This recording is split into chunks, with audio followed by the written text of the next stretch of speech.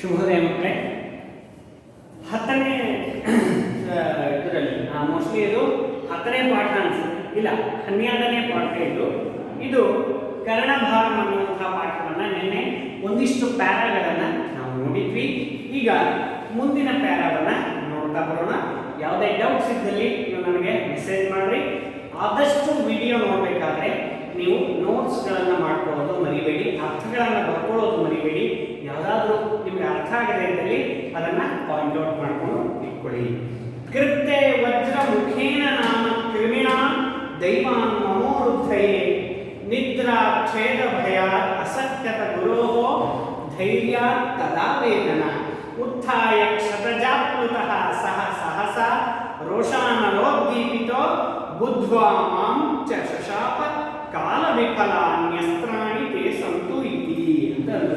ಈ ಶ್ಲೋಕ ಏನಾಯ್ತು, ಪರಶುರಾಮ ಮತ್ತು ಈ ಕರ್ಣ ಇಬ್ಬರು ಕೂಡ ಏನಾಗಿದ್ದಾರೆ, ಫಲ ಮೂಲ ಆಹರಣಾಯ ಅಂತಂದ್ರು. ಅಂದ್ರೆ ಹಣ್ಣು ಹಂಪಲು ಮತ್ತು ಸಮಿತ್ತು ದರ್ಭೆ ಇವೆಲ್ಲವನ್ನ ತರಲಿಕ್ಕೆ ಕಾಡಿಗೆ ಹೋಗಿದ್ದಾರೆ. ಬಹಳ ಮಾರ್ಗವಾಗಿ ಅಂದ್ರೆ ದಾರಿಯಲ್ಲಿ ದಣಿದಿರುವುದರಿಂದ ಪರಶುರಾಮರು ಏನ್ ಮಾಡಿದ್ದಾರೆ, ಕರ್ಣನ ತೊಡೆಯ ಮೇಲೆ ಮಲಗಿದ್ದಾರೆ. ಆಗ ಒಂದು ಸನ್ನಿವೇಶ ನಡೀತು, ಅದೇ ಈ ಸನ್ನಿವೇಶ ಅಂತಂದ್ರು. ಏನಾಯ್ತು, ದೈವಾತ್ ಮಮ ಗುರುದ್ವಯೇ ಅಂತಂದ್ರು. ಏನಾಯ್ತು, ದೈವಾತ್ ಮಮ ದುರ್ವಿಧಿನ, ನನ್ನ ಒಂದು ದುರಾದೃಷ್ಟಾಪ, ವಜ್ರಮುಖೇನ ನಾಮ, ವಜ್ರಮುಖ ಎನ್ನುವಂತಹ ಒಂದು ಹೆಸರುಳ್ಳಂತಹ ಕ್ರಿಮಿಯರು, ಮಮ ನನ್ನ ಅಂದ್ರೆ ಮಮ ಅಂದ್ರೆ ನನ್ನ, ಉರುದ್ವಯೇ ತೊಡೆಗೆ, ಕೃತ್ಯ ಅದು ಏನ್ ಮಾಡಿತು, ಕಚ್ಚಿಬಿಡ್ತು, ಚುಚ್ಚಿತು. ತದಾ ಆ ಕಾಲದಲ್ಲಿ ಗುರೋಹೋ ಪರಶುರಾಮ ದೇವರ ಅದೇ ತೊಡೆ ಮೇಲೆ ಏನ್ ಮಾಡಿದ್ದಾರೆ, ನಿದ್ರಾ ಛೇದ ಭಯ ಮಲಿದ್ದಾರೆ. ಅವರ ನಿದ್ರೆ ಛೇದ ಆಗುತ್ತೆ, ನಿದ್ರೆಯಿಂದ ಅವರಿಗೆ ಏನಾಗುತ್ತೆ ಮತ್ತೆ ಎಚ್ಚರ ಆಗ್ಬಿಡುತ್ತೆ ಅನ್ನೋ ಭಯದಿಂದ ಧೈರ್ಯ, ನನಗೆ ಅಷ್ಟು ಧೈರ್ಯ ಇದ್ದಿದ್ದರಿಂದ ಆ ಚುಚ್ಚಿದ್ದರ ವೇದನೆಯನ್ನ ದುಃಖವನ್ನು ನಾನು ಅಸಹ್ಯತ ತಡೆದುಕೊಂಡೆ. ಆದರೆ ಅದೇ ನನ್ನ ದುರ್ವಿಧಿ ಅಂತ ಹೇಳ್ತಾರೆ. ಏನದು, ಕ್ಷತಜ ಪ್ಲುತಃ. ಕ್ಷತಜ ಅಂದ್ರೆ, ಕ್ಷತ ಅಂದ್ರೆ ಗಾಯ, ಅದರಿಂದ ಜ ಅಂದ್ರೆ ಹುಟ್ಟಿದಂತಹ, ಪ್ಲುತಃ ಅಂದ್ರೆ ಅದರಿಂದ ಹೊರಗಡೆ ಬಂದಂತಹ ರಕ್ತ ಏನಾಯ್ತು, ಸಹ ಆ ಗುರು ಅಂದ್ರೆ ಪರಶುರಾಮ ದೇವರು ಸಹಸ ಕೂಡಲೇ ಉತ್ಥಾಯ ಎದ್ದು ರೋಷಾನಲೋದ್ದೀಪಿತ, ಅವರಿಗೆ ಆ ರಕ್ತ ಅನ್ನೋದು ಹತ್ತಿ ಬಿಡ್ತು, ಅಂದ್ರೆ ತಣ್ಣಗಾಯ್ತು. ಆಗ ಅವ್ರಿಗೆ ಎದ್ರು, ಅವ್ರಿಗೆ ಎಚ್ಚರ ಆಗೋಗ್ಬಿಡ್ತು. ರೋಷಾನಲೋದ್ದೀಪಿತು, ರೋಷ ಅಂದ್ರೆ ಕೋಪ ಅಥವಾ ಕ್ರೋಧ, ಅನಲ ಅಂದ್ರೆ ಅಗ್ನಿ, ಉದ್ದೀಪಿತ ಅಂದ್ರೆ ಅದರಿಂದ ಪ್ರೇರೇಪಿತರಾದವರು, ಅಂದ್ರೆ ತಮ್ಮ ಕೋಪಾಗ್ನಿಯಿಂದ ಪ್ರೇರೇಪಿತರಾಗಿ ಬಹಳ ಸಿಟ್ಟಿನಿಂದ ಏನ್ ಮಾಡಿದ್ರು, ಮಾಂಚ ಬುದ್ಧ ನನ್ನನ್ನ ಕ್ಷತ್ರಿಯ ಅಂತ ಹೇಳಿ ತಿಳಿದು, ತೇ ಅಸ್ತ್ರಾಣಿ ನಿನ್ನ ಅಸ್ತ್ರಗಳು, ನಾನು ಉಪದೇಶ ಮಾಡಿರುವಂತಹ ಅಸ್ತ್ರಗಳೇನಿದೆಯಲ್ಲ, ಕಾಲ ವಿಫಲಾನಿ ಸಮಯದಲ್ಲಿ, ಕಾಲ ಅಂದ್ರೆ ಒಳ್ಳೆ ಸಮಯ, ಈಗ ಅಸ್ತ್ರವನ್ನು ಪ್ರಯೋಗ ಮಾಡಬೇಕು ಅಂದಾಗ ವಿಫಲಾನಿ ಅವು ವಿಫಲ ಆಗಿ ಹೋಗ್ಲಿ ಅಂತ, ಸಂತು ಇತಿ ಭವಂತು ಇತಿ, ಈ ರೀತಿ ಶಶಾಪ ಶಾಪವನ್ನ ಕೊಟ್ಟರು ಅಂತ ಹೇಳಿ ಹೇಳಿದ. ಹಾಗಾದ್ರೆ ಅಸ್ತ್ರ ಪಡೆದುಕೊಂಡು ಅಷ್ಟು ವರ್ಷ ಉಗ್ರ ಸೇವೆಯನ್ನು ಮಾಡಿ ಅಸ್ತ್ರ ಪಡೆದುಕೊಂಡು ಕೂಡ ಕರ್ಣನಿಗೆ ಉಪಯೋಗನೇ ಆಗಲಿಲ್ಲ. ಇದೇ ತಾನೇ ದುರಾದೃಷ್ಟ, ಕೈಗೆ ಬಂದುತ್ತೋ ಬಾಯಿಗೆ ಬರಲಿಲ್ಲ ಅನ್ನೋ ಥರ. ಹೀಗೆ ಗುರುಗಳ ಹತ್ತಿರ ಸುಳ್ಳು ಹೇಳಿದ್ದರ ಫಲವಾಗಿ ಅವನು ಈ ತೊಂದರೆಯನ್ನ ಸಿಕ್ಕಿ ಹಾಕಿಕೊಂಡ. ಸರಿ, ಹಾಗಾದ್ರೆ ಶಸ್ತ್ರ ಮತ್ತು ಅಸ್ತ್ರ ಅಂದ್ರೆ ಏನಪ್ಪ? ಶಸ್ತ್ರ ಅಂದ್ರೆ ಈ ಈಟಿ, ಖಡ್ಗ ಈ ಮುಂತಾದವುಗಳು ಶಸ್ತ್ರಗಳು. ಆದರೆ ಬಿಲ್ಲು, ಬಾಣ ಇವುಗಳೆಲ್ಲ ಶಸ್ತ್ರಗಳಲ್ಲಿ ಬರುತ್ತೆ. ಅಸ್ತ್ರ ಅಂದ್ರೆ ಏನು ಗೊತ್ತಾ, ಮಂತ್ರಪೂರ್ವಕವಾಗಿ ಬಾಣದ ಪ್ರಯೋಗವನ್ನ ಅಥವಾ ಯಾವುದಾದ್ರೂ ಒಂದು ಆಯುಧದ ಪ್ರಯೋಗವನ್ನ ಮಾಡಿದೀವಿ ಅಂತಾದ್ರೆ ಅದು ಅಸ್ತ್ರ ಅಂತ ಕರೀತೀವಿ. ಏನು ಅಂತ, ಮಂತ್ರಪೂರ್ವಕವಾಗಿ ಮಂತ್ರವನ್ನ ಹೇಳಿಕೊಂಡು ಶಸ್ತ್ರವನ್ನ ಪ್ರಯೋಗ ಮಾಡಿದ್ವಿ, ಆ ಆಯುಧವನ್ನ ಪ್ರಯೋಗ ಮಾಡಿದ್ವಿ ಅಂತಾದ್ರೆ ಅದು ಅಸ್ತ್ರ ಅಂತ ಹೇಳಿ ಕರೆಸಿಕೊಳ್ಳಲ್ಪಡ್ತದೆ. ಹಾಗಾದ್ರೆ ಶಸ್ತ್ರ ಅಂದ್ರೆ ಏನಂತ ಅರ್ಥ ಆಯ್ತು, ಅಸ್ತ್ರ ಅಂತ ಕೂಡ ನಿಮಗೆ ಅರ್ಥ ಆಯ್ತು. ಸರಿ, ಇನ್ನ ಮುಂದಕ್ಕೆ ಹೋಗೋಣ. ಏನಾಯ್ತು, ಆ ಕ್ರಿಮಿ ಅಂತೂ ಕಚ್ಚಿಬಿಡ್ತು. ಕೃತೆ ವಜ್ರಮುಖೇನ ನಾಮ ಕ್ರಿಮಿಣ ದೈವಾತ್ ಮಮ ಉರುದ್ವಯೇ ನಿದ್ರಾಚ್ಛೇದ ಭಯಾತ್ ಅಸಹ್ಯತ ಗುರೋಃ ಧೈರ್ಯಾತ್ ತದಾ ವೇದನ ಉತ್ಥಾಯ ಕ್ಷತಜಾಗೃತಃ ಸಹ ಸಹಸಾ ರೋಷಾನಲೋದ್ದೀಪಿತಃ ಬುದ್ಧ್ವಾ ಮಾಂ ಚ ಶಶಾಪ ಕಾಲ ವಿಫಲಾನಿ ಅಸ್ತ್ರಾಣಿ ತೇ ಸಂತು ಇತಿ ಅಂತ ಹೇಳಿ ಈ ರೀತಿಯಾಗಿ ಅವರು ಶಾಪವನ್ನು ಕೊಟ್ಟರು. ಶಲ್ಯ ಹೇಳ್ತಾನೆ, ಅಹೋ ಕಷ್ಟ ಅಭೀತಂ ತಂತ್ರ ಭವತ, ಎಂಥ ಕಷ್ಟ ಬಂದ್ಬಿಡ್ತಪ್ಪ ನಿಮಗೆ ಅಂತ ಹೇಳಿ. ಕರ್ಣ ಶಲ್ಯರಾಜ ಯತ್ರ ಅಸೌ ಅರ್ಜುನ ತತ್ರೈವ ಚೋದ್ಯತಾಂ ಅಂತಂದ, ಎಲ್ಲಿ ಅರ್ಜುನ ಇದ್ದಾನೋ ಅಲ್ಲಿ ನನ್ನ ರಥವನ್ನು ತೆಗೆದುಕೊಂಡು ಹೋಗು ಅಂತ ಹೇಳಿ ಶಲ್ಯನಿಗೆ ಆಜ್ಞಾಪನೆಯನ್ನು ಮಾಡ್ತಾ ಇದ್ದಾರೆ. ಆಗ ನೇಪಥ್ಯ ಅಂದರೆ ಈಗ ಏನಾಗಿದೆ, ಕರ್ಣನನ್ನ ತೆಗೆದಿದ್ದಾರೆ ಹಿಂದ್ಗಡೆ, ಕರ್ಣನ ತೆಗೆದಿದ್ದಾರೆ. ಕರ್ಣ ಮತ್ತು ಶಲ್ಯ ರಥದಲ್ಲಿ ಕುಳಿತಿದ್ದಾರೆ. ನಾಟಕ ಇಮ್ಯಾಜಿನ್ ಮಾಡ್ಕೊಳ್ಳಿ.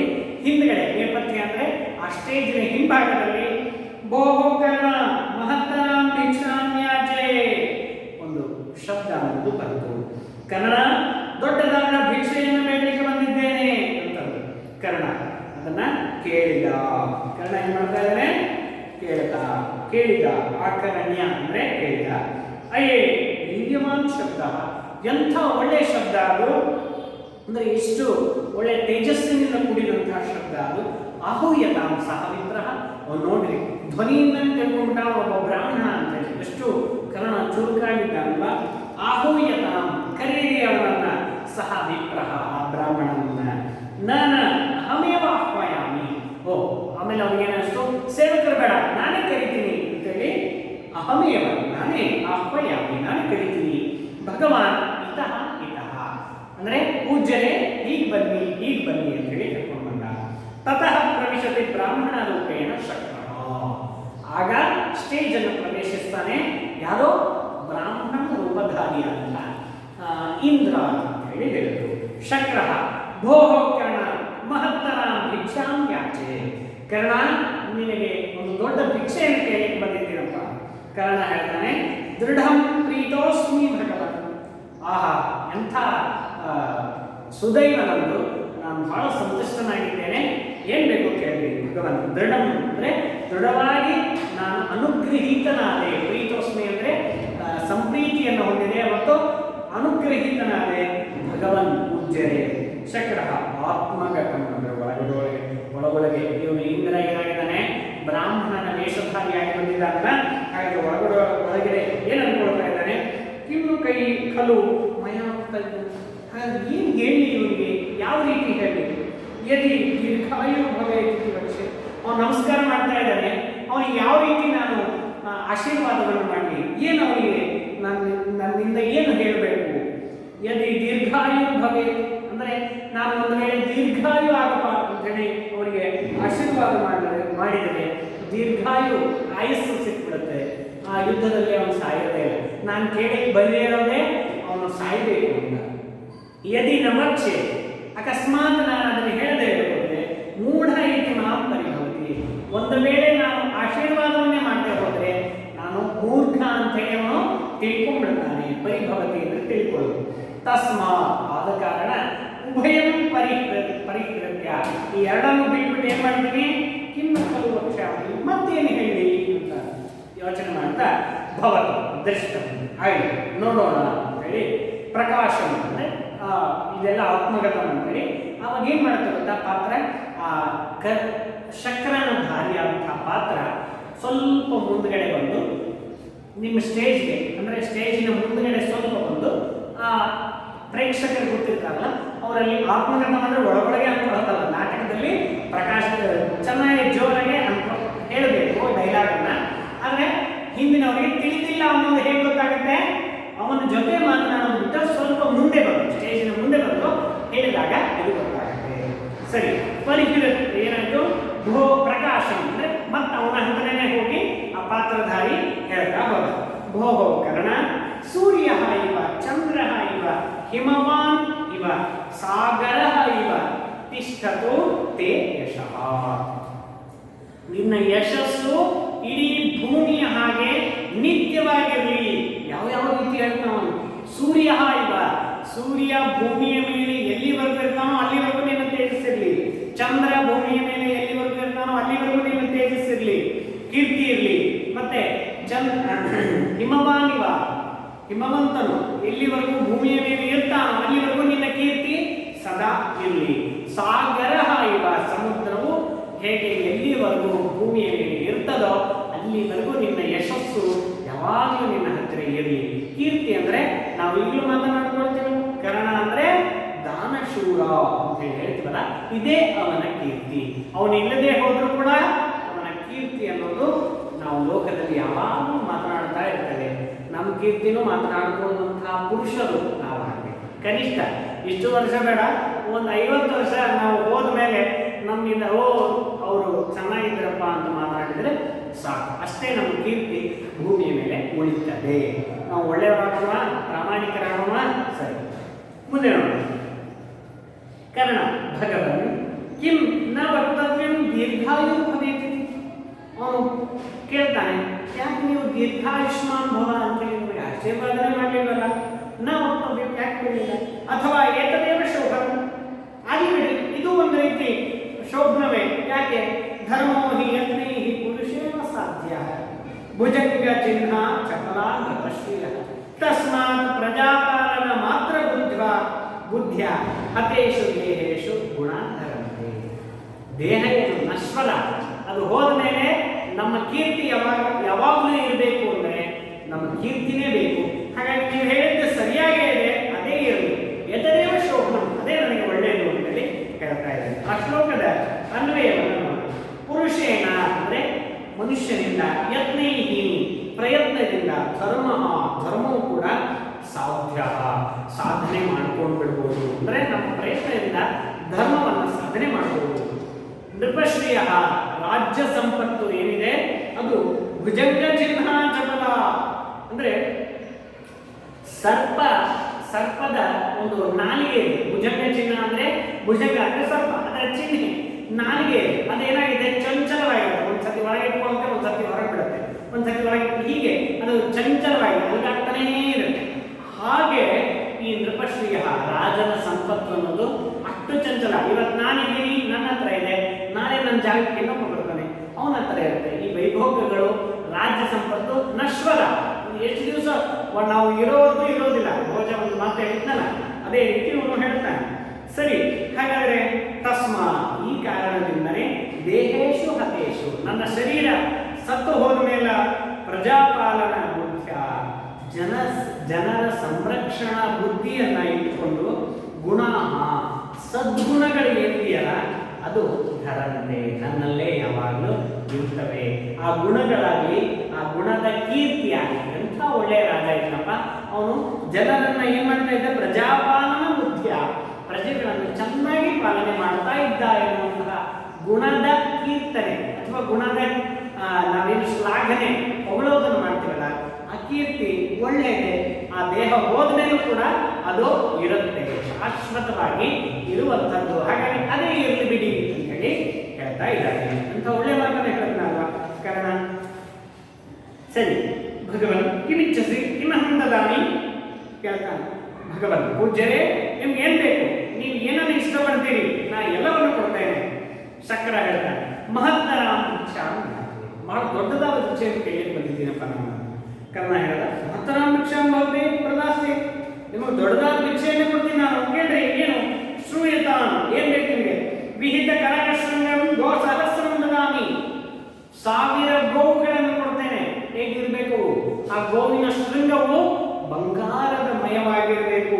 ಕನಕ ಶೃಂಗಂ ಅಂದ್ರೆ ಆ ಗೋವಿಗೆ ಬಂಗಾರದ ಒಂದು ವಸ್ತ್ರ, ಇದನ್ನ ಏನಂದ್ರೆ ಕವಚವನ್ನು ಹಾಕಿಬಿಟ್ಟಿದ್ದಾರೆ. ಅಂತಹ ಕೋಡುಗಳಿಗೆ ಬಂಗಾರದ ಕವಚ ಇದೆ. ಅಂತಹ ಕನಕದಿಂದ, ಅಂದ್ರೆ ಕನಕ ಅಂದ್ರೆ ಬಂಗಾರ, ಅದರಿಂದ ಮಿಶ್ರಿತ ವಿಹಿತವಾದಂತಹ ಕೂಡಿದಂತಹ ಶೃಂಗಂ, ಕೋಡುಗಳುಳ್ಳಂತಹ ಗೋ ಸಹಸ್ರಂ, 1000 ಗೋವುಗಳನ್ನು ಕೊಡ್ತೇವೆ ತೋಳಿ. ಶಂಕರ ಹೇಳಿದ, ಗೋ ಸಹಸ್ರಂ ಇದೆ, ನನಗೆ ಯಾಕಪ್ಪ 1000 ಹಸು? ಮುಹೂರ್ತಕ ಕ್ಷೀರಂ ಪಿದ, ಸ್ವಲ್ಪೇ ಸ್ವಲ್ಪ ಹಾಕಿಬಿಡ್ತೀನಿ ಅಲ್ಲ, ಒಂದು ಹೊತ್ತು ಎರಡು ಹೊತ್ತು. ಅದಕ್ಕೆ ಯಾಕೆ ಅಷ್ಟೊಂದು ನೇಚ್ಛಾಮೀಕರಣ ಹೌದಾನೆ? ನಾವು ಆಗಿದ್ದು ಇಸ್ಕೊಂಡು ಬರ್ತಾ ಇದ್ವಿ. ಅವ್ರು ಏನು ಮಾಡಿದ, ಎಂತ ಚೆನ್ನಾಗಿ ಮಾತಾಡಿದ, ಎರಡು ಹೊತ್ತು ಹಾಲು ಕುಡಿಲಿಕ್ಕೆ ನಾನು 1000 ಹಸು ತೊಗೊಂಡೇನು ಮಾಡಿ 1 ಹಸು ಸಾಕ್ಬಿಡ್ತಾರೆ. ನೇಚ್ಛಾಮಿ, ನನಗೆ ಅದು ಬೇಡ. ಕಾರಣ ಕಿಮ್ ನೇಚ್ಛತಿ ಭಾವ, ನಿಮಗೆ ಹಾಗಾದ್ರೆ ಏನು ಇಷ್ಟ ಆಗ್ತಾ ಇದೆ? ಇದನ್ನೊಮ್ಮೆ ಶ್ರೂಯತ, ಇದನ್ನು ಕೇಳ್ತೀನಿ. ಬಹು ಸಹಸ್ರ ವಾಜಿನಾಂತೆ ದದಾಮಿ, ಬಹಳಷ್ಟು ಸಾವಿರ ಅಂದರೆ ಒಂದು 10,000 ಕುದುರೆಗಳನ್ನು ಕೊಡ್ತೇನೆ, ತಗೊಳ್ಳಿ. ಅಶ್ವ ಐತಿ, ಕುದುರೆನ ಮೂರ್ತಕ್ಕಂಥ ಆರೋಹ ಸ್ವಲ್ಪ ಸ್ವಲ್ಪ ತ್ಯಾಗ ಅದರ ಮೇಲೆ ಓಡಾಡಬಹುದ ನೇಚ್ಛಾಮೀಕರಣ ನೇಚ್ಛ. ಆ ಥರದ್ದು ಬೇಡ. ಸ್ವಲ್ಪ ಕೂಡ್ಬೋದು, ಸ್ವಲ್ಪ ಕುಡಿಬಹುದು, ಈ ಥರದ್ದೆಲ್ಲ ಬೇಡ. ಹಾಗಾದರೆ ಕರ್ಣ ಕೇಳ್ತಾನೆ ಕಿಮ್ ನೇಚ್ಛತಿ ಭವಾನ್, ಹಾಗಾದ್ರೆ ನಿಮ್ಗೆ ಏನು ಬೇಕು? ಅನ್ಯದಪಿ ಶ್ರೂಯತ, ಇನ್ನೂ ಕೇಳಿ. ವಾರಣಾನಾಂ ವೃಂದಂ ಏತತ್ತು ನಾನು, ವಾರಣ ಅಂದರೆ ಈ ಆನೆಗಳ ವೃಂದ ಸಮೂಹಗಳನ್ನೇ ಕೊಟ್ಬಿಡ್ತೀನಿ. ಒಂದು 500 ಆನೆಗಳನ್ನು ಕೊಡ್ತೀನಿ, ತಗೊಳ್ಳಿ. ಅವಾಗ ಶಕ್ರ ಹೇಳ್ತಾನೆ ಗಜ ಐತಿ, ಆನೆನ ಮುಹೂರ್ತಕ್ಕಂಥ ಆರೋಹ, ಅದು ಕೂಡ ಸ್ವಲ್ಪವೇ ಏರ್ಬೋದು. ಅಷ್ಟು ಆನೆ ತಗೊಂಡು ನಾನೇ ಮಾಡಿ ನೇಚ್ಛಾಮೀಕರಣ ನೇಚ್ಛಾಮಿ, ನನಗೆ ಇಷ್ಟ ಇಲ್ಲ. ಕರ್ಣ ಕಿಮ್ ನೇಚ್ಛತಿ ಭವಾನ್, ಹಾಗಾದ್ರೆ ನಿಮ್ಗೆ ಏನು ಇಷ್ಟ, ಏನು ಬೇಕು ನಿಮಗೆ? ಅನ್ಯದಪಿ ಶ್ರೂಯತ, ಇನ್ನೂ ಕೇಳ್ತೀನಿ.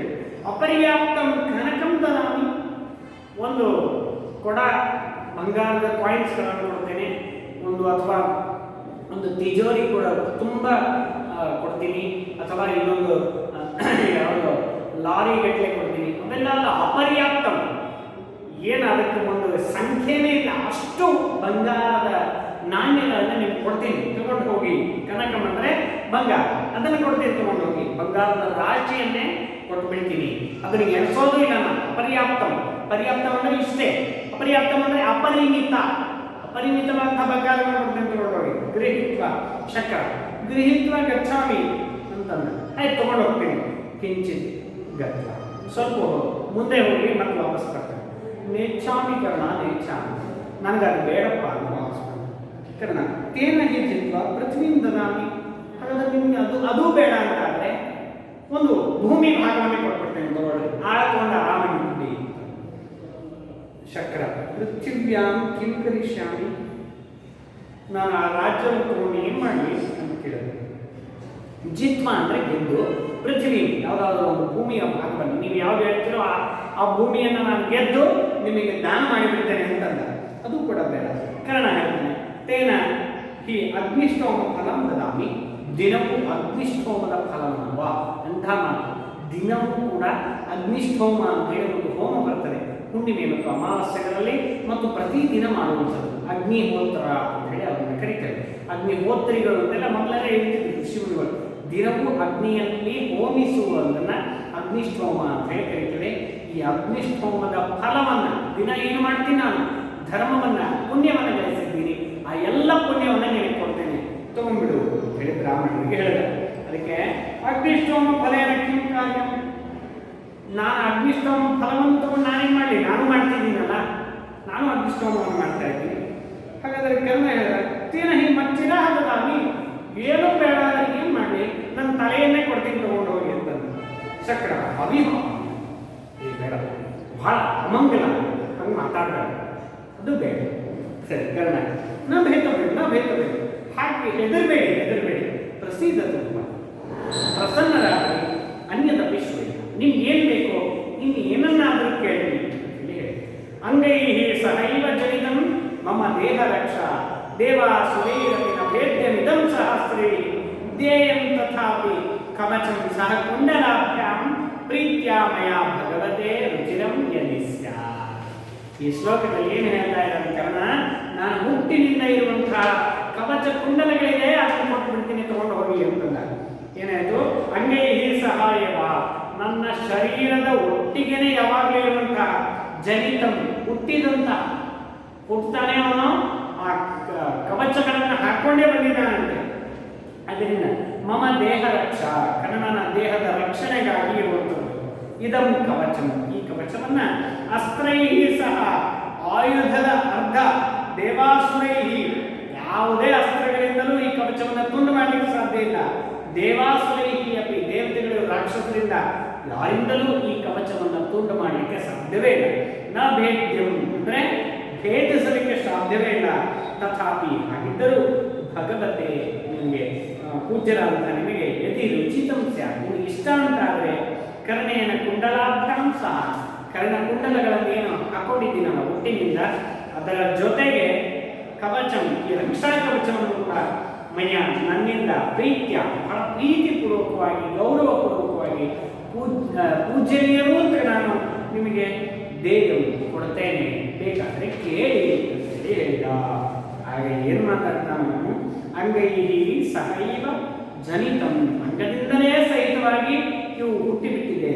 ಮಮ ದೇಹ ರಕ್ಷ ದೇವಾಸುರೈ ಅಪಿ ನ ಭೇದ್ಯಂ ಇದಂ ಸಹ ಅಸ್ತ್ರೈ ಸಹಸ್ರೈ ಅಸ್ತ್ರೈ ಅಂದರೆ ದೇಯಂ ತಥಾಪಿ ಯಾವುದೇ ಅಸ್ತ್ರಗಳಿಂದ ಇದು ಭೇದ್ಯ ಆಗೋದೇ ಇಲ್ಲ.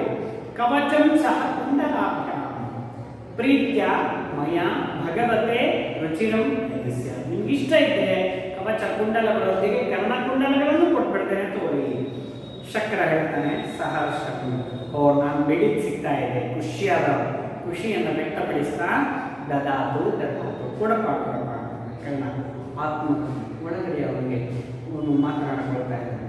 ಏಷಃ ಏವ ಅಸ್ಯ ಕಾಮಃ, ಇದೇ ಅವನ ಬಯಕೆನ. ಕಿಂ ಖಲು ಅನೇಕ ಕಪಟ ಬುದ್ಧೇ ಕೃಷ್ಣಸ್ಯ ಉಪಾಯ, ಇವನು ಕೃಷ್ಣನ ಬಹಳಷ್ಟು ಕಪಟ ಬುದ್ಧಿಯನ್ನು ಮಾಡಿದಂತಹ ಕೃಷ್ಣನ ಸೋಪಿ ಭಕ್ತ ಆಗಿರ್ಬೋದು, ಅವನಿಗೆ ಇರ್ಬೋದು. ದಿಕ್ ಅಳುತ್ತಂ ಅನುಶೋಚ ಹೋಗ್ಲಿ, ನನ್ನ ಬುದ್ಧಿಗೆ ಈ ಥರಗಳಿದೆ. ಆ ಕೃಷ್ಣ ಬಾಬಾವನ್ನು ಹಾಗೆ ಮಾಡಬೇಕಿಲ್ಲ, ಅಯುಕ್ತವಾದದ್ದನ್ನು ಯೋಚಿಸ್ತಾ ಇದ್ದೇನೆ. ಅಯುಕ್ತವಾದಂದರೆ ಏನೋ ಸರಿ ಇಲ್ಲದೆ ಇರೋದನ್ನು ಏನೋ ಯೋಚಿಸ್ತಾ ಇದ್ದೇನೆ. ಅವನು ಕಪಟಿ ಅಲ್ಲ, ಅವನಿಗೆ ಬೇಕಾದ್ರೆ ಏನು ಬೇಕಾದ್ರೂ ಡೈರೆಕ್ಟಾಗಿ ಹೇಳ್ತಾನೆ. ಪಾಪ ಕೃಷ್ಣ ಸರಿಯಾದ ಮಾತನ್ನು ಸರಿಯಾದ ವ್ಯಕ್ತಿಗೆ ಅವನು ಮಾತನಾಡೋದ್ರ ಮೂಲಕ ಹೇಳ್ತಾನೆ. ಅವನಿಗೆ ಕಪಟಿ ಅಲ್ಲ, ನಾಸ್ತಿ ಸಂಶಯ, ಅದರಲ್ಲಿ ಏನು ಸಂಶಯ ಇಲ್ಲ. ಪ್ರಕಾಶ ಅಂದರೆ ಹೊರಗಡೆ ಮಾತನಾಡ್ತಾನೆ. ಗೃಹ್ಯತಾಂ ತೆಗೆದುಕೊಳ್ಳಿ. ಶಲ್ಯ ಅಂಗರಾಜ ನ ದಾತವ್ಯಂ ಅಲ್ಲೇ ಇರುವಂಥ ಸಾಹಿತ್ಯ ಹೇಳ್ತಾರೆ, ಕೊಡಬೇಡ ಕರ್ಣ ಹೇಳ್ದ. ಶಲ್ಯರಾಜ ಅಲಂ ವಾರಯಿತು ಅಂದರೆ ತಡೆಯುವಿಕೆ, ವಾರಣ ಅಂದ್ರೆ ಏನು ತಡೆಯೋದು, ವಾರಯಿತು ಅಂದರೆ ತಡೆಯುವಿಕೆಯು, ಅಲಂ ಸಾಕು ಮಾಡು, ಪಶ್ಯ ನೋಡು ಅಂತ ಹೇಳ್ತಾರೆ. ಶಿಕ್ಷಾ ಕ್ಷಯಂ ಗಚ್ಚತಿ ಕಾಲಪ್ರಿಯೆಯ ಸುಬದ್ಧ ಮೂಲ ನಿಪತಂತಿ ಪಾದಕ ಜಲಂ ಜಲಸ್ಥಾನ ಗತಂ ಚ ಶುಷ್ಯತಿ ಕುತಂ ಚ ದತ್ತಂ ಚ ತಥೈವ ತಿಷ್ಠತಿ. ಯಾವುದು ಈ ಭೂಮಿಯ ಮೇಲೆ ಶಾಶ್ವತವಾಗಿ ನಿಲ್ಲೋದಿಲ್ಲ, ಯಾವುದು ಹೋಮಿಸಿರ್ತೇವೆ, ಯಾವುದು ಕೊಟ್ಟಿರ್ತೇವೆ ದಾನ ರೂಪವಾಗಿ, ಅದರಿಂದ ಬಂದಿರುವಂತಹ ಪುಣ್ಯ ನಮ್ಮಲ್ಲಿ ಶಾಶ್ವತವಾಗಿ ಉಳಿತೇವೆ ಅಂತ ಒಳ್ಳೆ ಮಾತನ್ನು ಹೇಳ್ತಾ ಇದ್ದಾನೆ. ಏನಂತಂದ ಕಾಲಪರ್ಯಯ ಅಂದರೆ ಕಾಲಕ್ರಮದಲ್ಲಿ ಮುಂದೆ ಕಾಲ ಹೋದಂಗೆ ಶಿಕ್ಷಾ ನಾವು ಕಲಿತಂತಹ ವಿದ್ಯೆಯು ಕೂಡ ಕ್ಷಯಂ ನಾಶ ಆಗಿ ಬರ್ತದೆ, ಅಂದರೆ ಮರೆತು ಹೋಗ್ಬಿಡ್ತೀವಿ. ಗಚ್ಚತಿ ಕ್ಷಯಂ ಗಚ್ಚತಿ ಅದು ಹೋಗ್ಬಿಡ್ತದೆ. ಸುಬದ್ಧ ಮೂಲ ಸದೃಢವಾದಂತಹ ಬೇರುಗಳುಳ್ಳಂತಹ ಪಾದಪಾಹ ವೃಕ್ಷಗಳು ಮರಗಳು ಕೂಡ ನಿಪತಂತಿ ಭೂಮಿಗೆ ಬೀಳೋದನ್ನು ಕಂಡಿದ್ದೇವೆ. ಜಲಸ್ಥಾನಗತಂ ಜಲಾಶಯದಲ್ಲಿ ಇರುವಂತಹ ಜಲಂ ನೀರು ಕೂಡ ಶುಷ್ಯತಿ ಒಣಗಿ ಹೋಗ್ತಾ ಇದೆ, ಬತ್ತಿ ಹೋಗ್ತಾ ಇದೆ. ಆದರೆ ಹುತಂ ಅಗ್ನಿಯಲ್ಲಿ ನಾವು ಅಗ್ನಿಗೆ ಹೋಮಿಸಿದಂತಹ ಅಥವಾ ಕೊಟ್ಟಂತಹ ದತ್ತಂ ಅಂದರೆ ಸತ್ಪಾತ್ರರಿಗೆ ದಾನ ಮಾಡಿದಂತಹ ನಾವೇನು ಪುಣ್ಯ ಇದೆಯಲ್ಲ ತಥೈವ ನ ಪ್ರಮಷ್ಟ, ಅದು ಹಾಗೆ ಅಂದರೆ ಮರದಂತೆ ನಮ್ಮ ವಿದ್ಯೆಯಂತೆ ಅದು ನಾಶ ಆಗೋದಿಲ್ಲ. ತಥೈವ ತಿಷ್ಠತಿ ಹಾಗೆ ಯಾವಾಗಲೂ ಇರ್ತದೆ. ಅಂದರೆ ನಾವು ಸತ್ತ ಮೇಲೂ ಕೂಡ ಈ ಪುಣ್ಯ ಅನ್ನೋದು ನಮ್ಮ ಹಿಂದೆನೇ ಯಾವಾಗಲೂ ಇರ್ತದೆ. ಶಿಕ್ಷಾ ಕ್ಷಯಂ ಗಚ್ಚತಿ ಕಾಲ ಪರ್ಯಯ ಸುಬದ್ಧ ಮೂಲ ನಿಪತಂತಿ ಪಾದ ಜಲಂ ಜಲಸ್ಥಾನ ಗತಂ ಚ ಶುಷ್ಯತಿ ಹುತಂ ಚ ದತ್ತಂ ಚ ತಥೈವ ತಿಷ್ಠತಿ. ಅರ್ಥ ಆಗಿದೆ ಅನ್ಕೊಳ್ತೀನಿ. ಇನ್ನು ಮುಂದಿನ ಪಾಠವನ್ನು ನಾವು ಮುಂದೆ ನೋಡೋಣ. ಇಷ್ಟು ಅರ್ಥ ಆಗಿದೆ. ಮುಂದೆ ಏನೇನು ಮಾತನಾಡ್ತಾನೆ ಅನ್ನೋದು ಕರ್ಣನ ದೃಷ್ಟಾಂತ, ಕರ್ಣನ ಒಂದು ಕಥೆಯ ಮೂಲಕ ನಾವು ನೋಡೋಣ.